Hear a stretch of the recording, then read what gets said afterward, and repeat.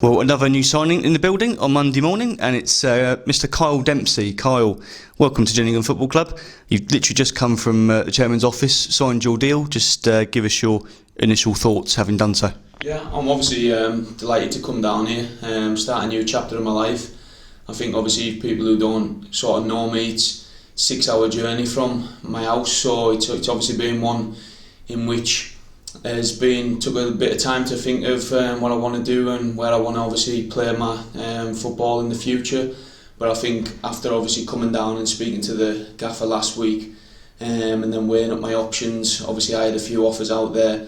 I think everything in which he said to me, the positivity and the belief in which obviously the manager shows in me, it was a no-brainer for me to come down here and start playing my football.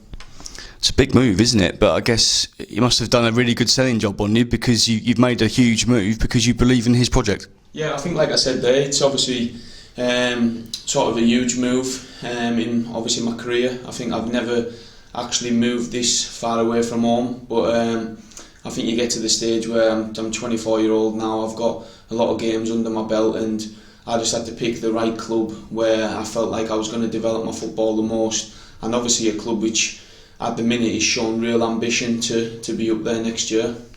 Of course, you played for the gaffer before during a spell at Peterborough United. I guess that does help when you have played for someone before and he knows what he can expect from you. Yeah, definitely. I think when the actual gaffer signed me at Peterborough, it was when I was out of favour at Fleetwood, and it just sort of showed. I think I went from a team who was sat 11th to a team who was sat 6th, so it just showed the belief in which the manager has in me, and when I went there, he got my confidence back straight away, and I think that's one of the main things in which I thrive. If the manager believes in me and shows obviously the confidence in which he has in me, then my performances on the pitch just shine.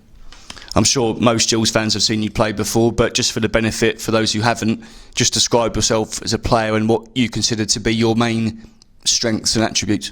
I'd just say I'm a box-to-box midfielder, never stop, give 110% every time.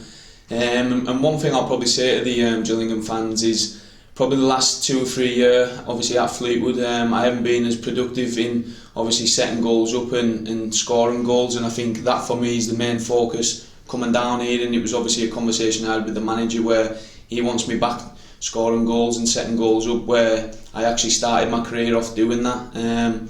So that's definitely going to be a main aim for me, is coming down here and getting back on that score sheet and creating goals for this club. You've played over 150, you think nearly 200 games now. You've played at League One level.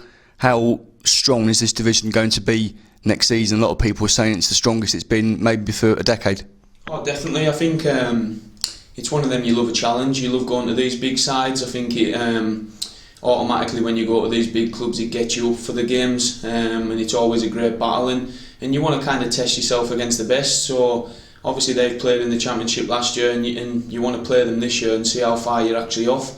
And for us, obviously as a club, you want to try and beat as many of them as you can during the season. You'll train for the first time this morning. In fact, I'm probably holding you up, if anything. When you get there, will you know anyone, any familiar faces, or is it completely new to you? I don't think I've played with a single player, so it's probably a new sort of path for me, because I've normally known maybe 2 or 3, so it's one of them. I can settle in easy. I'll get to know the lads straight away, and hopefully we can have a really good season. How difficult has this period been as a professional footballer, with COVID and games being curtailed towards the end of last season? How keen are you, considering that, to get playing again? I think it's one of them. You've just got to obviously keep yourself right, fitness every day, gym every day, in which I've been doing, and just waiting for the opportunity to arise. And obviously having the conversations with the gaffer and stuff like that, I knew where my future was going to lie, probably at the beginning of last week when I came down. So it's just maintaining them levels, not being sloppy, and as soon as I get into training today, it's having that level of fitness and having that football sort of brain and technique to just go right in there and don't look like you've been off for 4 weeks. And I think that's been the main focus for me, is just keeping everything as sharp as I can.